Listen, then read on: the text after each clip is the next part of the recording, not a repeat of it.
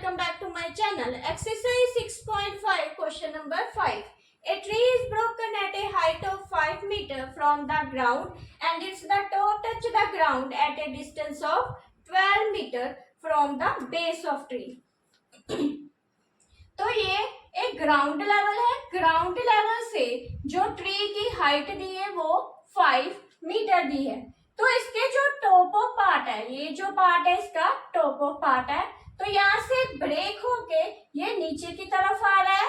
तो ये जो पार्ट है ब्रेक होके जो नीचे की तरफ आ रहा है, तो ये ब्रेक पार्ट और यहाँ से लेके इसके बेस ऑफ ट्री से जो डिस्टेंस गिवन है वो दिया है 12 मीटर का.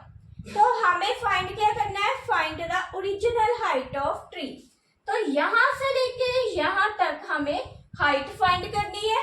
तो उसके लिए क्या करना पड़ेगा? ये जो पार्ट है यहाँ से गिर के नीचे की तरफ बेंड हो रहा है. तो पहले हम इसकी हाइट निकालेंगे. तो जो इसकी हाइट होगी वो ही इसके इक्वल होगी.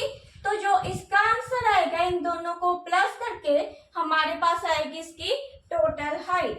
तो इसको नाम दे देते हैं ए बी सी और ये डी. तो यहाँ पे हम ट्रायंगल यूज करेंगे, right angle triangle A B C. तो राइट एंगल ट्रायंगल पे जो वन एंगल है वो कितने डिग्री का दिया है? 90 डिग्री का. तो यहाँ लगेगी पाइथागोरस थ्योरम. तो पाइथागोरस थ्योरम के according sum of square of the two side of triangle equal to the third side of square. तो जो दो साइड के सम ऑफ स्क्वायर है वो किसके इक्वल है? थर्ड साइड के स्क्वायर के इक्वल. तो इसको लिख लेते हैं यहाँ पे P square plus B square is equal to H square. तो ये 90 के जो ऑपोजिट आता है इसको हम एच ले लेते हैं.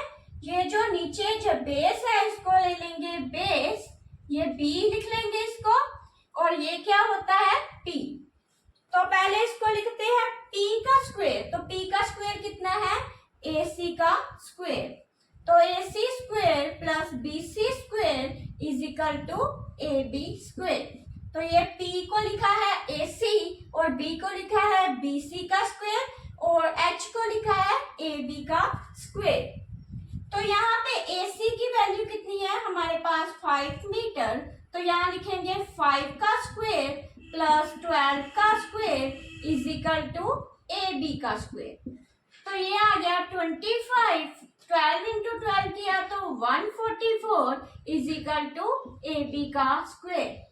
तो इनको प्लस किया है 169 is equal to A B का स्क्वायर. तो यहाँ से स्क्वायर को हटाएंगे तो दूसरी तरफ क्या आ जाएगा? उसका अंडर रूट. तो 169 का अंडर रूट क्या होगा? तो इसको हम एलसीएम से निकालेंगे. तो ये 169 कौन से टेबल पे जाएगा? पहले ये 13 के टेबल पे जाएगा.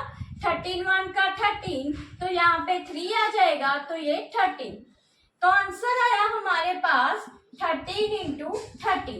अब ये दोनों पेयर में है तो 169 का स्क्वायर रूट कितना हो गया? इसमें से एक निकालेंगे 13 मीटर. तो आंसर हमारे पास आया 13 मीटर.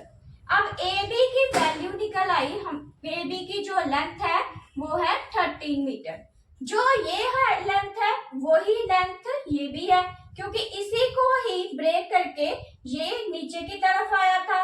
तो यहाँ पे कितना आ जाएगा? 13 मीटर. तो ओरिजिनल हाइट निकालेंगे. ओरिजिनल हाइट कितनी आ जाएगी? ओरिजिनल हाइट इक्वल टू किसके है?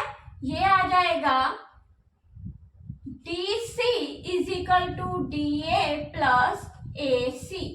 तो DA की वैल्यू दी है 13 प्लस AC की दी है 5 मीटर. तो इन दोनों को प्लस किया तो कितना आ जाएगा? 18 मीटर.